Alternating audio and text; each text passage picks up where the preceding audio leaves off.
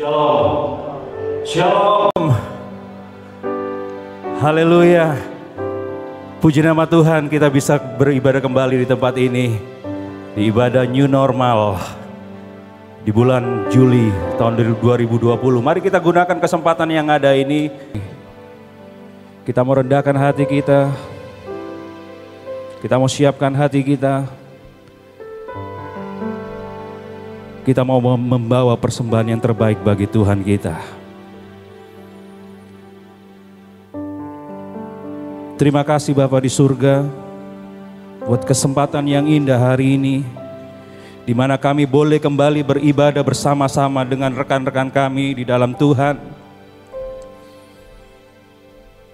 Kami mengucap syukur Tuhan, sudah sekian lama kami tidak berkumpul dan ini saatnya kami berkumpul kembali Tuhan. Kami mau membawa ucapan syukur kami mau membawa pujian kami mau membawa yang terbaik dari kami Tuhan.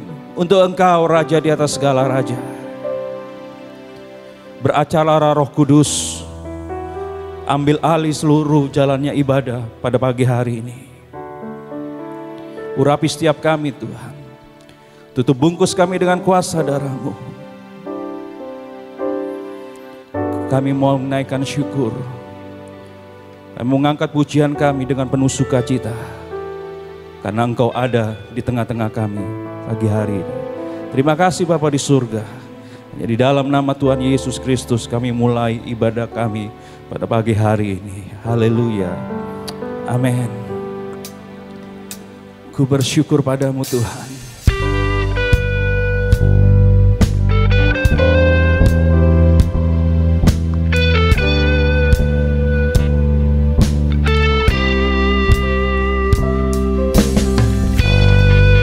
Terima kasih Tuhan.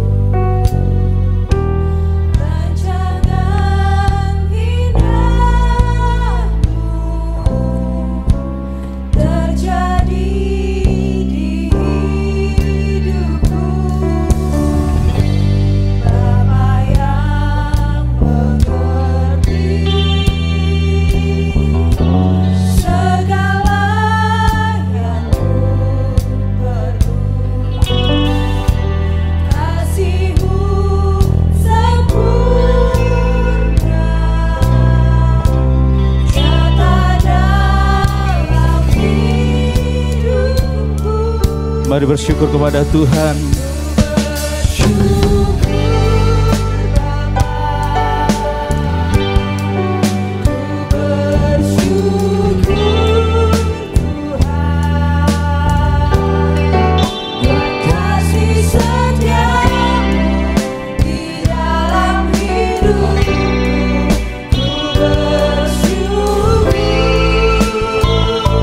Mari naikkan ucapan syukur kita kepada Dia.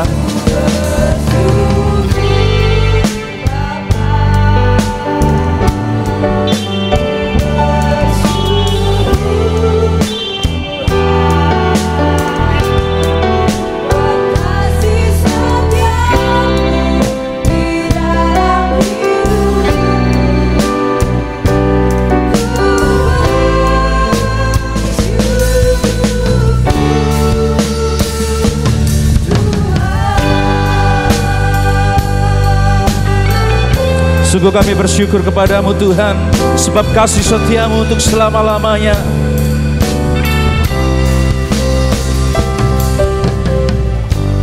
Banyak yang kau perbuat di dalam hidupku. Rancangan indahmu terjadi di hidupku. Bapa yang mengerti segala yang kami perlu segala yang ku perlu. Kasih-Mu sempurna, nyata dalam hidup. Mari sama-sama katakan, ku bersyukur Bapa, ku bersyukur. Mari naikkan ucapan syukur kita kepada Tuhan. Ku bersyukur Tuhan, buat kasih setiamu, kasih setiamu di dalam hidupku. Bersyukur,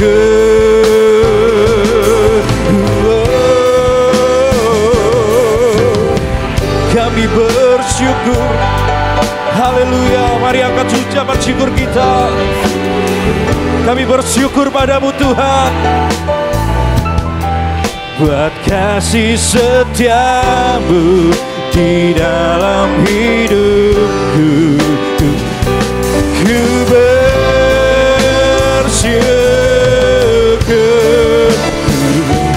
Tuhan, ku bersyukur Bapa, ku bersyukur Tuhan, buat kasih setiamu di dalam hidup kami. Terima kasih Tuhan, syukur bagimu. Haleluya, ku bersyukur Bapa, ku bersyukur Tuhan, kasih setiamu di dalam hidupku. Ku bersyukur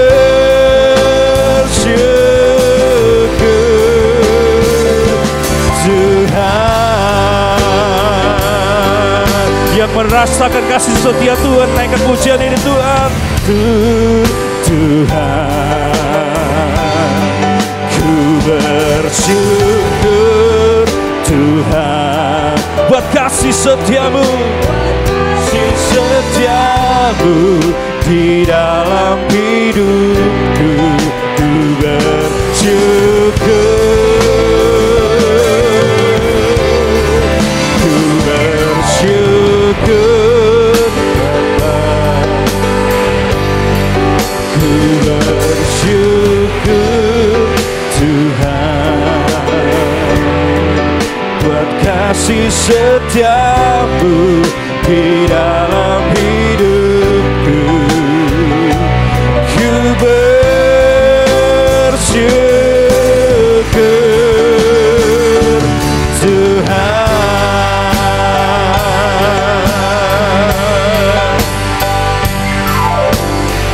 tak ada lembah kelam yang tak ku lewati tanpa hadir-Mu. Hatiku takkan gentar, hatiku takkan gentar, sebab ku tahu tangan-Mu yang menopangku. Haleluya, tak ada lembah kelam yang tak ku lewati tanpa hadir-Mu. Hatiku takkan gentar, hatiku takkan gentar, sebab ku tahu tangan-Mu yang menopangku. Kaulah Tuhan, Kaulah Yesus, Kaulah Tuhan, hanya Kau yang percaya. Kaulah Yesus, Kaulah Yesus, Kaulah Tuhan, harapan hidupku. Ku bersyukur Tuhan. Terima kasih Tuhan. buat kasih setiamu, buat kasih setiamu di dalam hidupku. ku bersyukur. Thank you Lord Jesus.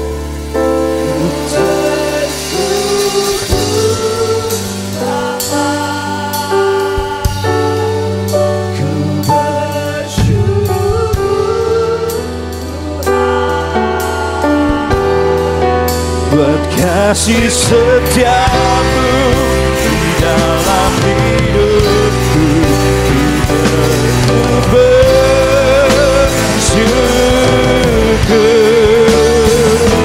syukur Bapa,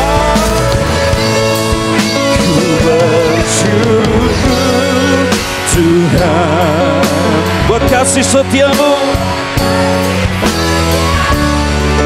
di dalam hidupku, ku bersyukur.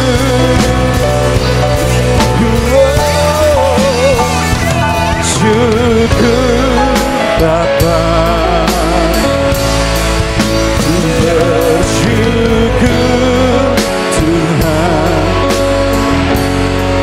Buat kasih setiamu di dalam hidupku, ku bersyukur.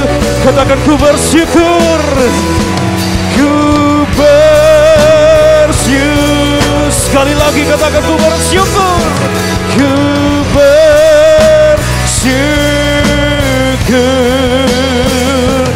Tuhan. Mari naikkan syukur kita, ucapan syukur kita kepada Dia. Haleluya. Terima kasih Tuhan, terima kasih, terima kasih, terima kasih. Haleluya. Mari naikkan ucapan syukur kepada Tuhan, sebab Dia baik, bahwasanya untuk selama-lamanya kasih setia Tuhan. Haleluya.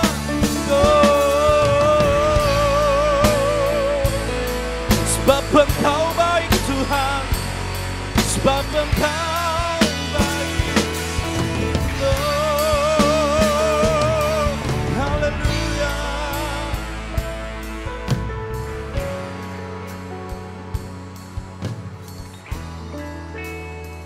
Sebab Engkau baik Tuhan, sebab Engkau baik,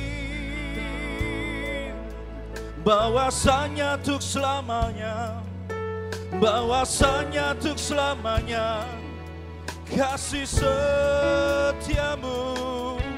Sebab Tuhan itu baik, sebab Tuhan itu setia, Dia tak pernah tinggalkan, Dia tak pernah tinggalkan kita. Engkau baik Tuhan.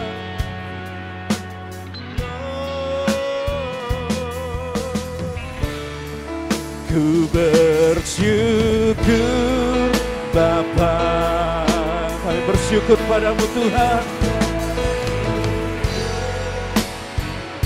buat kasih setiamu, buat kasih setiamu di dalam hidupku. Bersyukur. Mari kita bersyukur kepada Dia. Bersyukur Bapa, terima kasih Tuhan.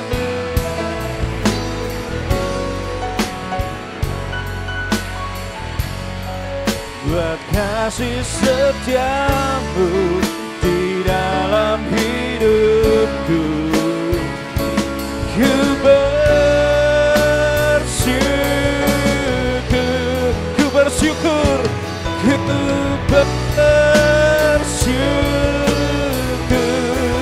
amin. Ku bersyukur Tuhan. Mari beri kemuliaan bagi Allah kita. Haleluya. Yang percaya percaya Tuhan itu baik, mari lambaikan tangan, katakan Allah itu baik. Dahulu, sekarang, dan sampai selama-lamanya. Mari kita bangkit berdiri bersama-sama.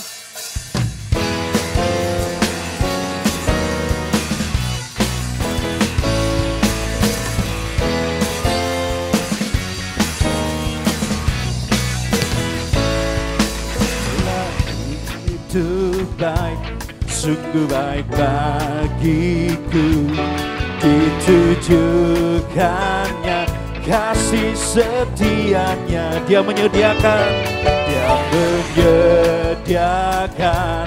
yang ku perlukan, menyatakan kebaikan, menyatakan kebaikannya padaku. Semuanya katakan Allah itu baik. Allah itu baik, sungguh baik bagiku, ditujukannya kasih setianya. Dia menyediakan yang ku perlukan, menyatakan kebaikan, menyatakan kepada siapa? Kasih setianya, tak pernah berubah, dulu, sekarang, dan selamanya. Ajaiblah kuasa di dalam. Semuanya katakan Yesus luar biasa, luar biasa. Haleluya. Mari angkat pujian ini dengan penuh sukacita.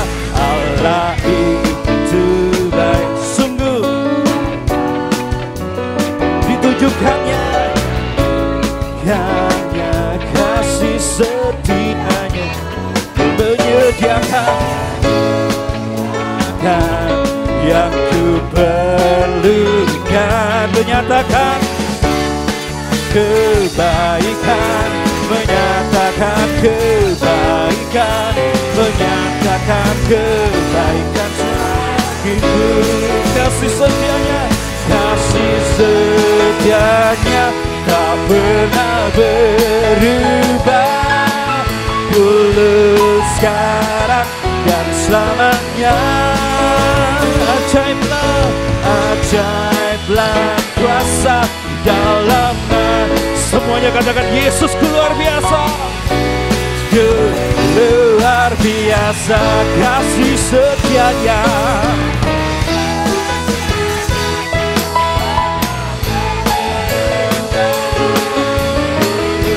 Sekarang dan selamanya.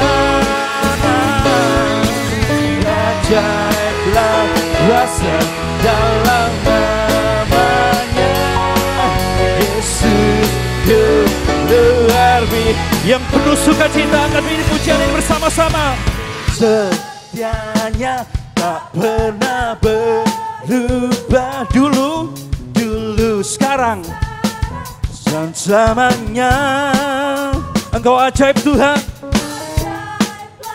kuasa di dalam namanya Yesusku. Satukan hati kita, kasih setianya tak pernah berubah, dulu, sekarang, dan selamanya. Ajaiblah kuasa dalam nama. Semuanya katakan, yang percaya Yesus luar biasa akan pujian ini. Yesus luar biasa. Sekali lagi katakan, Yesus luar biasa.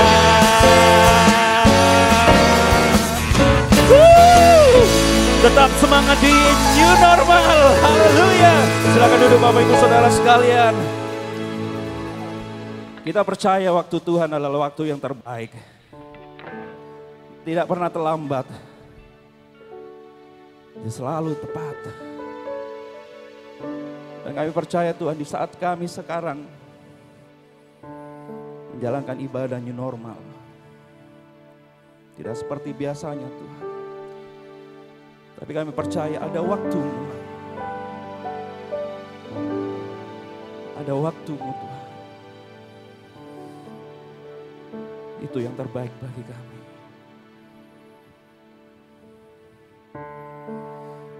Terima kasih Tuhan.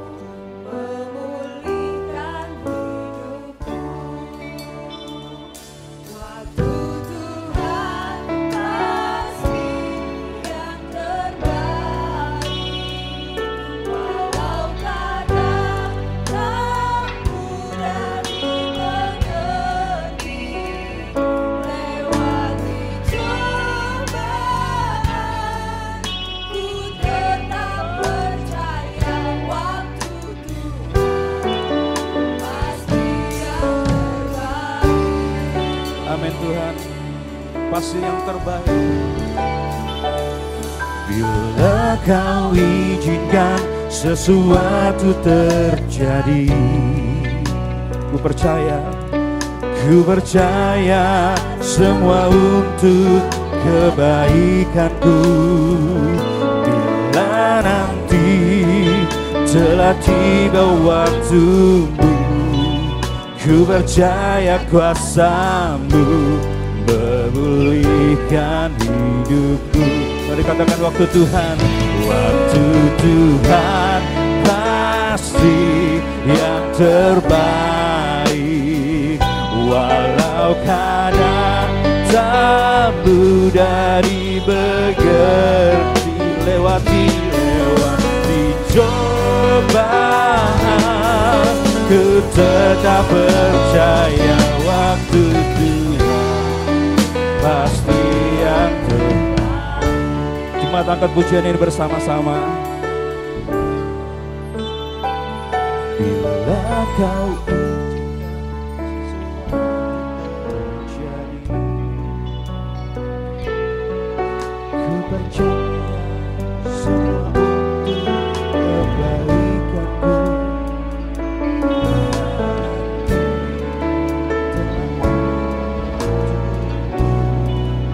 Ku percaya kuasa-Mu memulihkan Waktu Tuhan.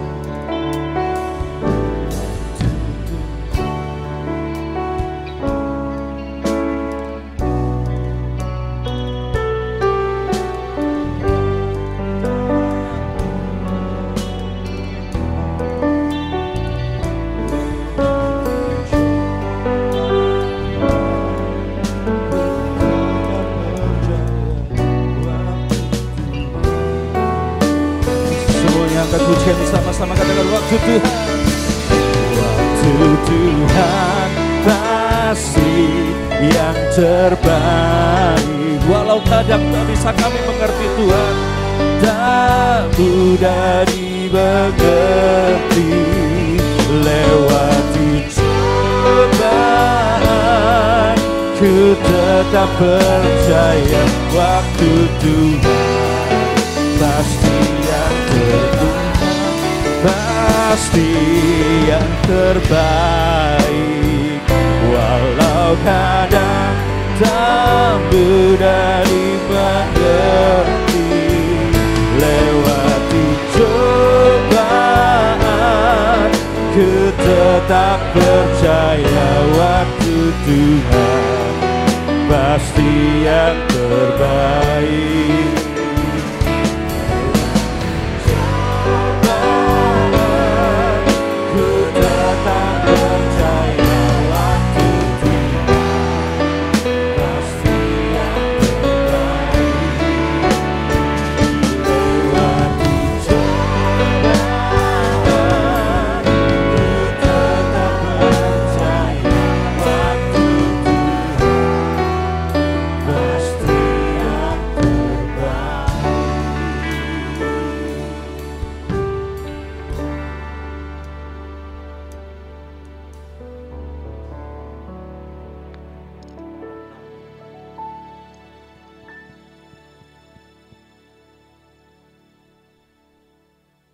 setiap kami, untuk kami mampu menjalani hari-hari hidup, waktu yang Tuhan karuniakan kepada kami, agar tidak ada satupun waktu yang Tuhan karuniakan terlewati dengan sia-sia, tetapi kami mampu melewati setiap waktu Tuhan yang Tuhan karuniakan dengan benar, seturut dengan pimpinan-Mu, kehendak-Mu Kau bawa masuk seperti yang Kau rancangkan. Karuniakan iman atas setiap kami, di dalam kami menjalani waktu-waktu hidup yang kerap kali kami lihat dan kami nyatakan bertentangan dengan apa yang kami inginkan. Tapi biarlah kami tetap mempercayai kesetiaan-Mu dan kehadiran-Mu selalu ada menopang kami. Terima kasih, Kau tolong waktu yang indah yang Tuhan karuniakan kepada kami pagi ini untuk kami boleh mendengarkan firman Allah.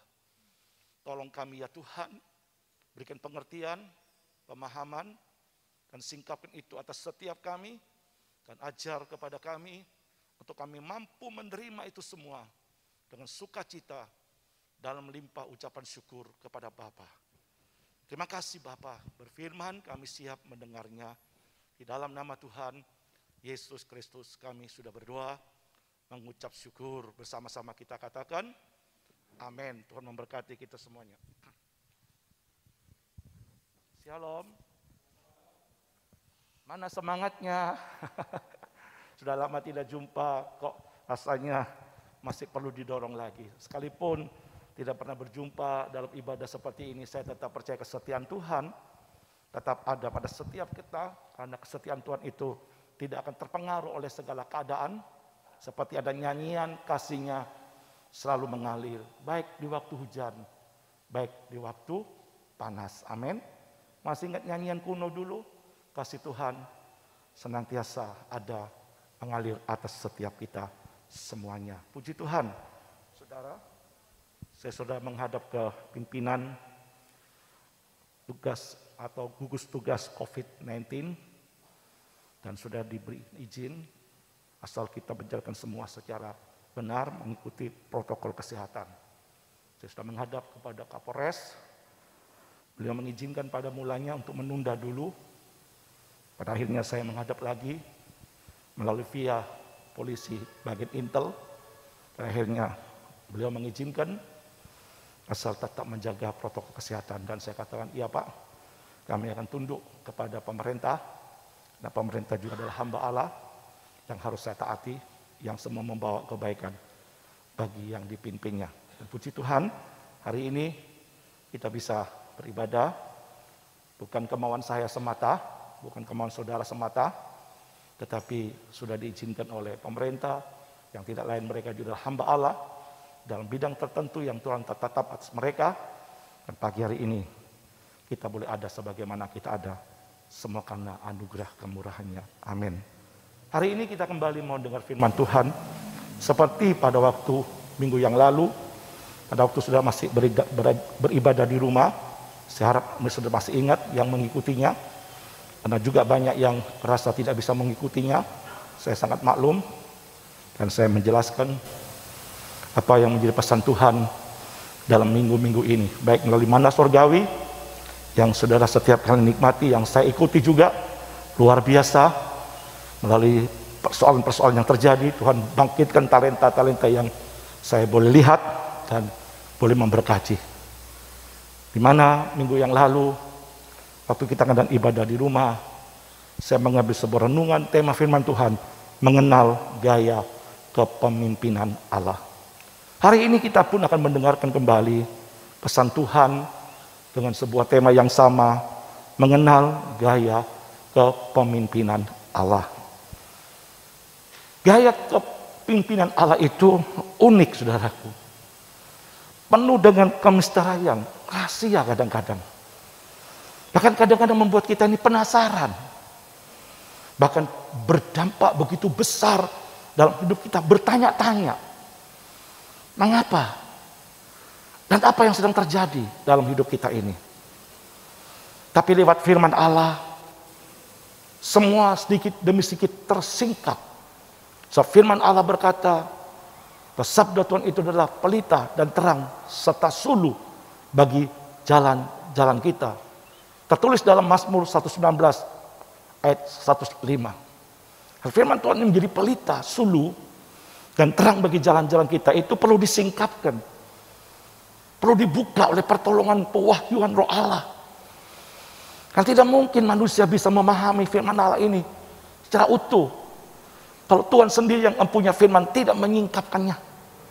Sebab itulah kalau kita membaca dan kita mendengarkan di dalam suatu doa permohonan, Tuhan pasti membukanya. Dan firman Tuhan ini dipergunakan untuk membawa faedah bagi kita. Itu sebabnya di dalam Mazmur 119 ayat 130. Bila mana firman-Mu tersingkap, memberi terang, memberi pengertian. Perkataan terang itu memberikan suatu pengharapan. Di tengah-tengah begitu banyak pertanyaan, memberikan satu jawaban dan pengertian. Oh, ini yang Tuhan mau dalam hidup kita. Sehingga lewat itu, apa yang terjadi kita belajar tidak memberontak, tidak mengeraskan hati, menggerutu, ngomel, atau dijalanin penuh sukacita dalam pengharapan, sabar dalam kesesakan, dan tetap terus dalam doa pengharapan yang disertai dengan limpah ucapan syukur. Karena dibalik semua endingnya, akhir dari semuanya itu, kita boleh melihat seperti dikatakan dalam kitab Pengkhotbah pasal 3:11, Allah membuat semua indah pada waktunya. Pagi hari ini kita akan baca di dalam kitab Kejadian kembali, pasal yang ke-12, ayat ke-4 sampai ke-10. Lalu pergilah Abram seperti yang difirmankan Tuhan kepadanya, dan Lot pun ikut bersama-sama dengan dia. Abram berumur 75 tahun ketika ia berangkat dari Haran. Abram membawa Sarai istrinya dan Lot anak saudaranya dan segala harta benda yang didapat mereka dan orang-orang yang diperoleh ketika di Haran. Mereka berangkat ke tanah Kanaan lalu sampai di situ. Abram berjalan melalui negeri itu sampai ke suatu tempat dekat Sikem, yakni pohon terbantin di More. Waktu itu orang Kanaan diam di negeri itu. Ketika itu Tuhan menampakkan diri kepada Abraham dan berfirman, aku akan memberikan negeri ini kepada keturunanmu. Maka didirikannya di situ mezbah bagi Tuhan yang telah menampakkan diri kepadanya. Kemudian ia pindah dari situ ke pegunungan di sebelah timur Betel. Ia memasang kemahnya dengan Betel di sebelah barat dan Ai di sebelah timur. Lalu ia mendirikan di situ mezbah bagi Tuhan dan memanggil nama Tuhan. Sesudah itu Abraham berangkat dan makin jauh. Ia berjalan ke tanah Negeb. Ayat 10, ketika kelaparan timbul di negeri itu, pergi Abraham ke Mesir untuk tinggal di situ sebagai orang asing, sebab hebat kelaparan di negeri itu. Amin.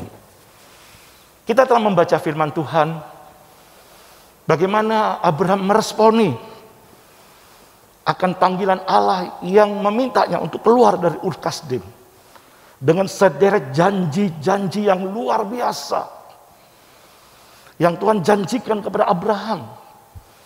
Dan Abraham berjalan dengan penuh pengharapan bahwa janji itu tergenapi dalam hidupnya. Betapa bahagianya kalau semua janji itu tergenapi. Begitu pula banyak Allah memanggil kita dengan sederet janji-janji yang luar biasa untuk kita tinggalkan sistem dunia ini, beralih pada sistem kepemimpinan Allah. Hidup tidak lagi menjalani pola yang lama, tapi hidup dalam menjalani pola yang baru, di mana Tuhan sebagai pemimpin, leader, yang memimpin setiap hidup kita. Betapa Abraham telah menjalani dalam pola kehidupan yang berada di dalam kepemimpinan Allah. Sebagaimana dikatakan tadi ayat 4, lalu pergilah Abraham. Berarti meninggalkan Ur Kasdim. Lebih lanjut kalau kita baca ke-6, berjalan sampai di dekat Sikem. Di dalam ayat yang ke-8 dikatakan terus dari dekat Sikem ke sebelah timur Betel. Ayat yang ke-10 dikatakan terus berjalan dalam pemimpin Tuhan sampai ke tanah Negeb. Bagaimana waktu Abraham berjalan dari waktu ke waktu, semuanya berjalan tanpa hambatan. Semuanya enak-enak, mulus-mulus. Mungkin berjalan dengan penuh sukacita. Tak lama lagi penggenapan janji itu terwujud dalam hidupku. Mungkin dia ngomong dengan Sari istrinya, betapa bahagianya ya mah, kita ikut Tuhan. Tak lama lagi kita akan mengalami sesuatu yang dahsyat.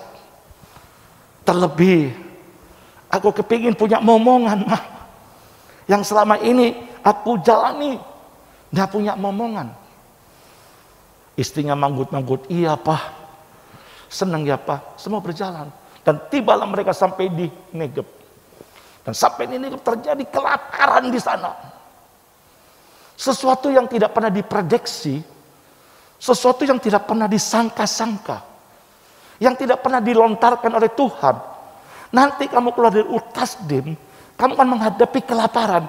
Tidak ada itu. Tapi yang ada adalah kamu akan diberkati, dibuatnya namamu masyhur, kamu menjadi bangsa yang besar, keturunanmu akan banyak seperti pasir di pantai, seperti banyaknya bintang di langit. Wih, tapi fakta kenyataannya itu semua tidak terjadi, tetapi yang terjadi kelaparan, ancaman kematian menanti dalam persoalan ekonomi. Berapa banyak kadang-kadang kita mendengar satu berita-berita yang semuanya akhirnya tidak lagi berjalan dengan nalar akal sehat. Karena faktor ekonomi, ada satu keluarga bunuh diri. Karena faktor ekonomi tidak mampu bayar hutang, bunuh diri.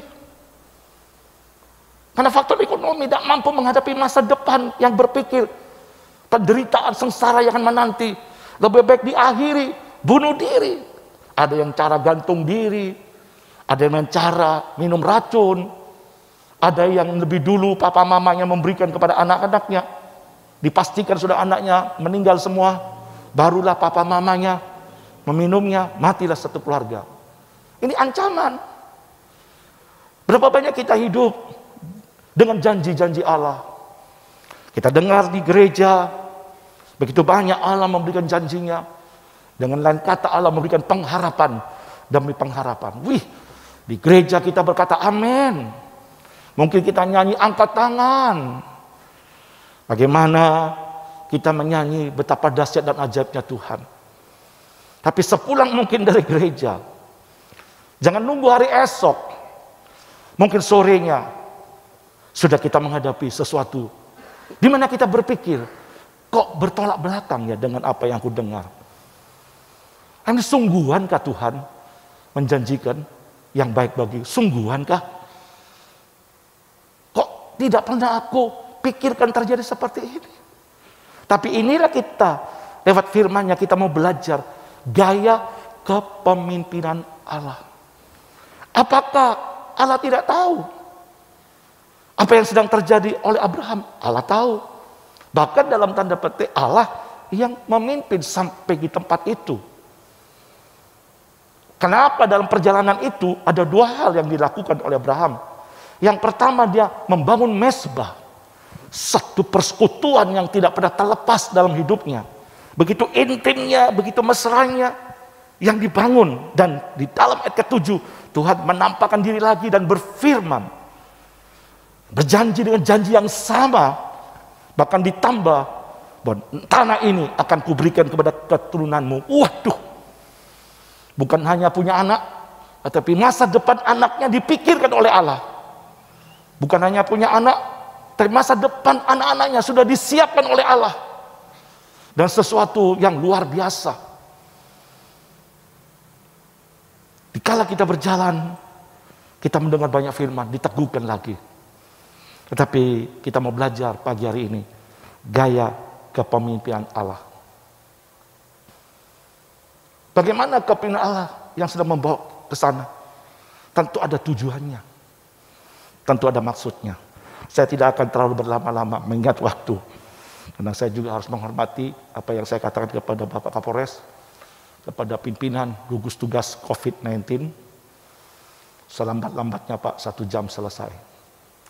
Kalau memungkinkan 50 menit, saya akan sampaikan selesai di 50 menit. Terima kasih Pak Pendeta sudah mampu bekerja sama, semua terkoordinasi, dan akhirnya saya berkata, saya berdoa Pak buat pemerintah, saya berdoa buat Bapak, ya Tuhan memberikan kekuatan dalam menjalankan tugas yang mulia ini. Dan saya merindukan semua yang sedang terjadi membawa kebaikan bagi bangsa negara kami. Saya katakan, Tuhan yang baik, Tuhan yang menuntun kita kepada kebaikan seturut dengan rencananya. Dan Dia Allah-Allah yang tidak pernah gagal. Sudah yang dikasih Tuhan waktu, kita akan pergunakan dengan baik. Tentu kita mau belajar gaya kepemimpinan Allah. Yang pertama, saudaraku,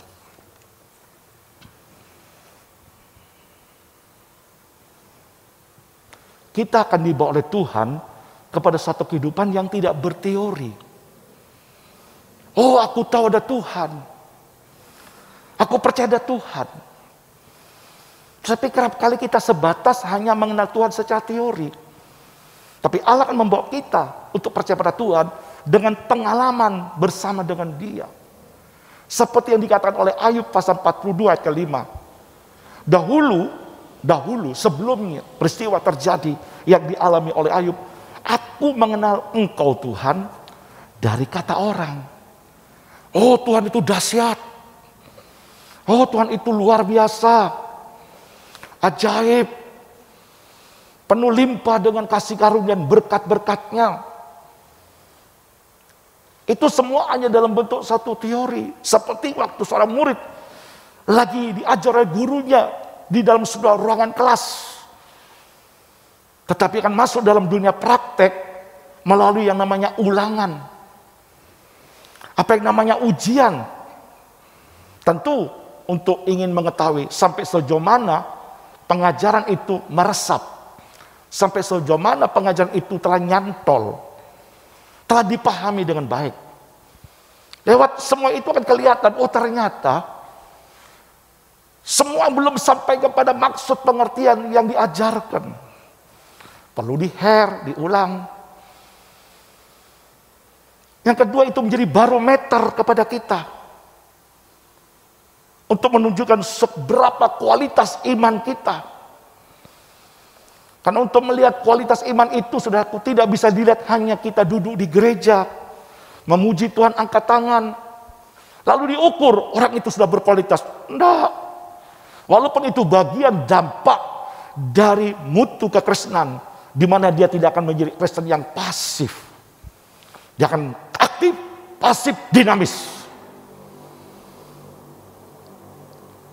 Lewat itu semuanya mengajar kita. Oh, ternyata aku belum memahami apa yang menjadi rencana Tuhan.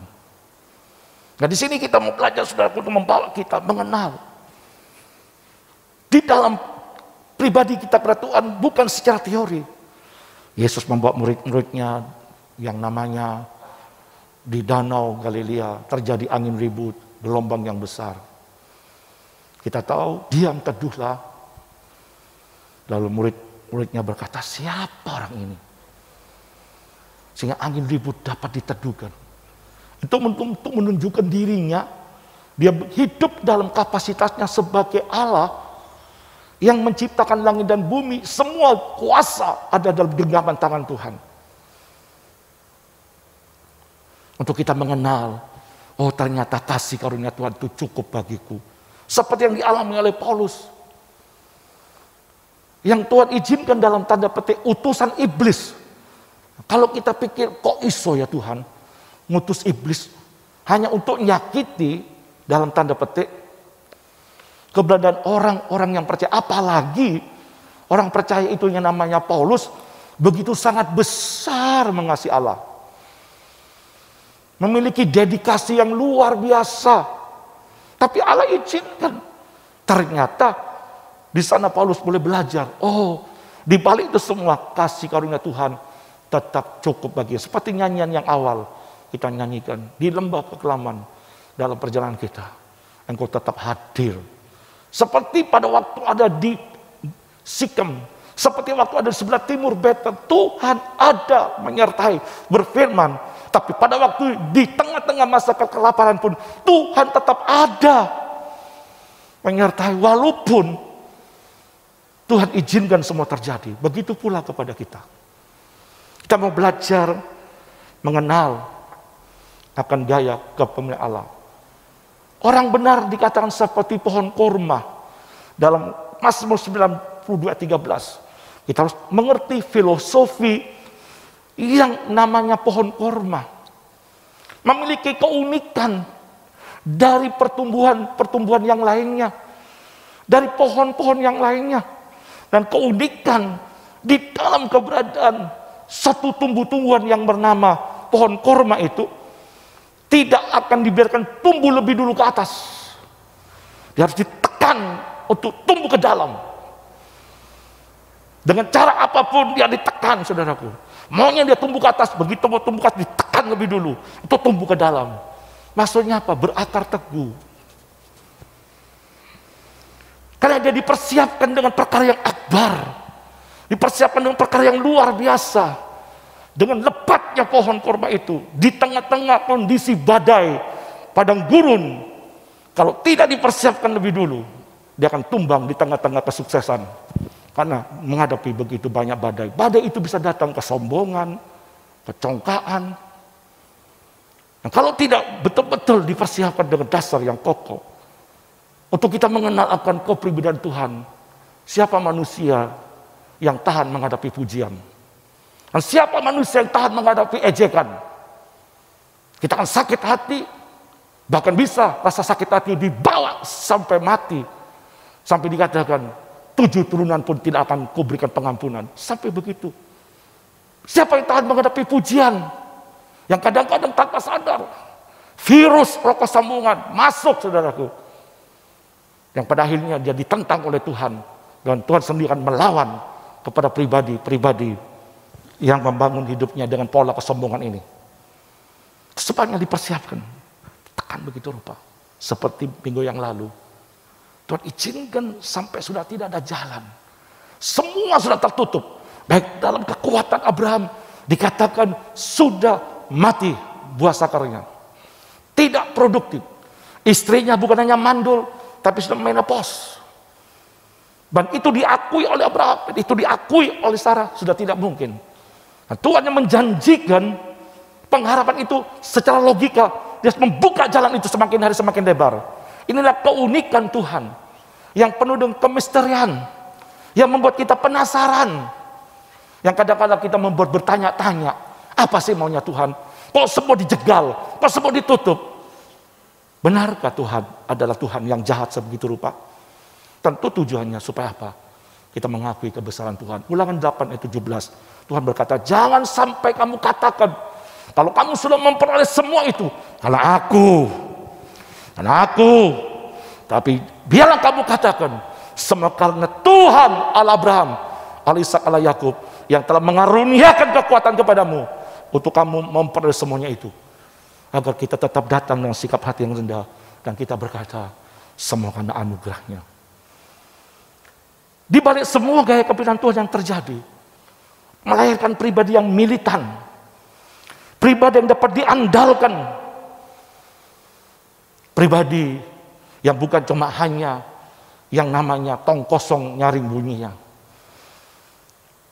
yang tidak memiliki kemampuan untuk menantapkan jati dirinya, siapa dia di dalam Tuhan. Lewat gaya kepemimpinan ini diterpalah keberadaan kehidupan yang namanya Abraham. Saya pernah ngomong dengan salah satu saudara, anakmu ini memiliki potensi yang luar biasa. Bagaikan benda yang namanya bukan besi, tapi baja. Tapi ini tidak akan pernah menjadi apa-apa kalau tidak pernah diterpa. Coba dilus-lus. Bangun siang tidak apa-apa. Cerno. Nongkrong sampai malam, pulang larut pagi, tidak apa-apa. Cerno. Dia akan tetapkan menjadi satu batang bata baja yang tidak berfungsi. Tapi kalau dia diterpa akan menjadi golok. Jangan jadi pisau, jadi parang yang berguna. terpala dia. Tetapi dengan suatu batas-batas tertentu, seiring sewaktunya akan terjadi. Iya Om, iya. Tidak bisa kita berkata, kasihan. Saya juga mau belajar sebagai seorang pemimpin untuk meniru gaya kepemimpinan Tuhan. Tuhan tuh tidak takut dikatakan jahat. Tuhan tidak takut dikatakan tidak setia. Tuhan tidak takut dikatakan tidak punya kasih. Mana sih? Bisa Abraham berkata, mana janjinya? Bohong semuanya. Tidak ada itu perkataan kelaparan. Tapi hari ini aku hadapi kelaparan. Biasa Tuhan itu. Tapi di sini Tuhan mau belajar. Seiring mungkin Abraham mulai hatinya, kasih setia Tuhan datang. Kasih setia Tuhan menopang kita. Entah melalui berbagai cara Tuhan datang. Iya ya, diteguhkan lagi. Tanpa sadar hari ini kita tempat duk. 1 kali pukulan, 2 kali pukulan. Besok lagi. Sampai akhirnya menjadi sebuah golok atau pisau yang tajam. Seperti pohon kurma ditekan ke dalam. Tidak menjadi berakar, teguh. Untuk dia menjadi bagikan batu karang yang tidak pernah goyah. Untuk diterpa oleh gelombang kehidupan. Yang kedua saudaraku, takaran Tuhan yang tak pernah salah dalam menakar. Dalam 1 Korintus 10:13, pencobaan-pencobaan yang kamu alami adalah pencobaan-pencobaan yang biasa. Yang tidak melampaui kekuatanmu. Dan Allah yang setia itu, dia akan memberi jalan keluarnya. Allah tidak pernah salah memberi takaran. Waktu iblis diizinkan Tuhan untuk menggoda, mencobai Ayub. Ingat, jangan melampaui batas yang telah kutetapkan. Allah pun mengerti takaran setiap kita. Dan takaran itu volumenya akan semakin besar. Dulu kapasitasnya, waktu kita baru belajar, baru ngangkat barbel mungkin 3 kilo. Dilatih lagi, akhirnya kita punya kemampuan ngangkat barbel 10 kilo. Bertumbuh terus. Untuk karya Tuhan semakin nyata, lebih leluasa lagi dalam hidup kita. Dan kita mau belajar, Tuhan punya takaran. Yang Tuhan berikan. Yakin dan percayalah. Tuhan tidak akan memberikan kemampuan di luar kemampuan saudara. Dan di balik itu semua Tuhan berikan takaran, ditambah lagi kesetiaan Allah, kasih karunia-Nya. Dan Tuhan juga tahu takarannya dalam dirinya, kesanggupannya. Dan tidak ada perkara yang melampaui kebesaran Allah. Dengan lain kata, sebesar apapun takaran yang kau berikan, engkau tidak mampu, seperti kata Paulus, aku terlebih suka dalam penderitaan, aku terlebih suka dalam segala kesesakan. Di dalam 2 Korintus 12 ayat ke-10. Namun aku akan melihat kuasa Tuhan, karena dikala aku lemah, justru kuasa Tuhan disempurnakan dalam hidupku. Dan Tuhan tahu takaran itu. Yang dikatakan dalam Ayub 22 ayat 2. Aku percaya bahwa tidak ada perkara yang gagal dalam segala rencanamu, dan engkau sanggup melakukan segala perkara. Belajar. Ada takaran yang tidak melampaui kekuatan saudara. Paket yang ketiga.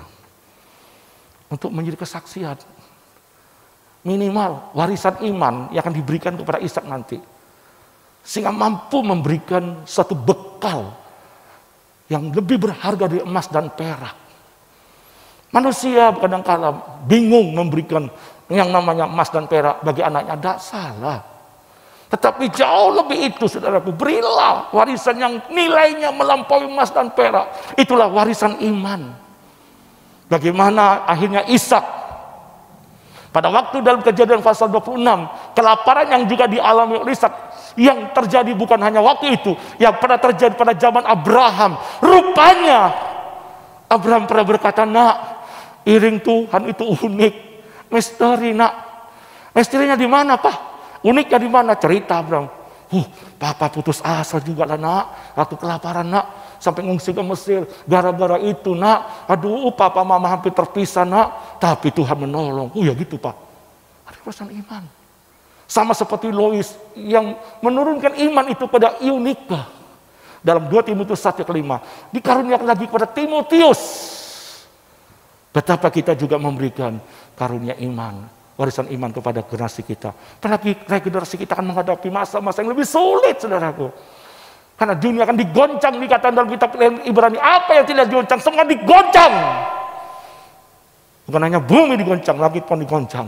Tapi kita menerima kerajaannya yang tidak tergoncangkan. Itu sebabnya kita beribadah kepada Allah dengan syukur, dengan hormat, dan takut kepada Tuhan. Sehingga anak-anak kita datang ke gereja bukan cuma sebagai pelengkap. Pak, aku ke gereja, Pak, anakku beribadah. Tapi nilai ibadahnya ada. Sehingga melahirkan integritas bagi anak-anak kita. Ada apa-apanya. Tetap menunjukkan eksistensinya. Dia sebagai seorang prajurit Tuhan. Dia sebagai anak-anak Tuhan. Ada karunia. Dan juga menjadi berkat orang lain. Kamu kok kuat, Pak? Kamu kok bisa? Ngapain takut? Aku ada Tuhan.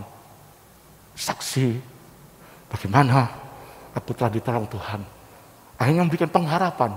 Pengharapan kepada orang lain. Seperti dikatakan dalam Filipi pasal 1 ayat 12. Lewat pemenjaraanku ini, Injil semakin terberitakan. Dan begitu banyak orang dibangkitkan imannya oleh pengalaman Paulus pada waktu di penjara. Lewat peristiwa yang terjadi, justru bukan hanya kita menjadi berkat bagi banyak orang. Amin. Tuhan memberkati kita semua. Terimalah gaya kepemimpinan Tuhan. Dia tidak pernah memimpin kepada kecelakaan. Bisa katakan amin? Yang pertama, saudaraku, untuk kita belajar mengenal dia tidak secara teori. Yang kedua, ada takarannya.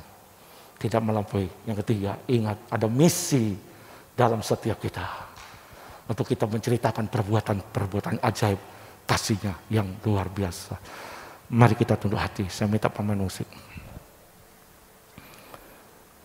Bapa Surgawi, firman-Mu telah hamba sampaikan dengan penuh kesederhanaan dalam keterbatasan seperti Engkau karuniakan bagi hamba. Ajar kami mampu menerima semua gaya kepemimpinan-Mu, tidak dari sudut pandang kami yang terbatas, tapi oleh sinar minyak-Mu atas setiap mata kami, agar setiap mata kami boleh mampu melihat celak-mencelak dengan terang. Kami jalan tetap dengan sukacita, penuh limpah ucapan syukur. Karena aku tahu kasih karunia-Mu cukup atas setiap kami. Sementara kami sedang menghadapi begitu banyak persoalan yang sedang kami hadapi, yang berdampak dengan begitu banyak di dalam kehidupan yang kami jalani selama di muka bumi ini. Tuhan tolong kami, pimpin kami, untuk kami berkemenangan dari hari ke hari seperti yang Kau inginkan. Dalam nama Yesus, Kau teguhkan kami, Kau kuatkan kami, Kau mampukan kami, dan kami mempercayai kasih karunia-Mu cukup bagi kami. Dengar doa kami, dalam nama Yesus kami sudah berdoa. Amin. Bapak Ibu yang dikasihi Tuhan, kita memberikan persembahan. Setiap amplop tadi sudah disertifikan, kita sterilkan semuanya, dan sudah bisa memberikan persembahan dengan pelimpah syukur kepada Tuhan. Yang kedua, saudaraku, minggu-minggu yang datang tetap pakai atribut APD yang kita sudah miliki. Tulis nama-nama di dalam setiap APD atau alat perlengkapan diri ini, untuk nanti minggu depan dibawa lagi. Dan setiap masuk, semua alat APD ini akan disterilkan untuk disertifikan, dan ruangan ini serta juga pakai hand sanitizer dan cuci tangan dan segalanya, sehingga kita mampu beribadah dalam suasana yang nyaman, karena Tuhan pun meminta kepada kita untuk kita waspada dan berjaga-jaga. Informasikan bagi yang lainnya yang belum tahu, mungkin sangat terbatas saya untuk menginformasikan, bisa membantu saudara. Sore nanti pun ada ibadah, hanya 1 jam cukup bagi kita untuk kita bersekutu. Tuhan memberkati kita semuanya. Mari kita bangkit berdiri bersama-sama. Kita akhiri ibadah kita untuk kita mengucap syukur. Sebelum tinggalkan tempat ini, 1 menit saya minta. Anda takut? Anda ragu? Anda bertanya-tanya? Lewat firman ini kiranya Tuhan menjawab bahwa Tuhan tetap bersama saudara, bahwa Dia menguatkan saudara, dan Dia sedang membawa kita kepada kebaikan. Sementara itu mari angkat kedatangan saudara. Mengucap syukur, saudara punya Allah yang setia. Di balik segala apa yang terjadi, Dia setia. Penjaga Israel yang tidak pernah terlelap. Kekasih Tuhan, pulanglah, terimalah segala berkat anugerah rahmat yang besar yang terlimpahkan oleh Allah Bapa di surga ke atasmu dengan berlimpah-limpah mulai pagi ini sampai selama-lamanya. Diberkat turun ke atasmu semua, di dalam berkat nama Bapa, Putra, dan Roh Kudus, di dalam nama Tuhan Yesus Kristus yang diberkati dan yang percaya bersama-sama kita katakan amin. Memberkati kita semua.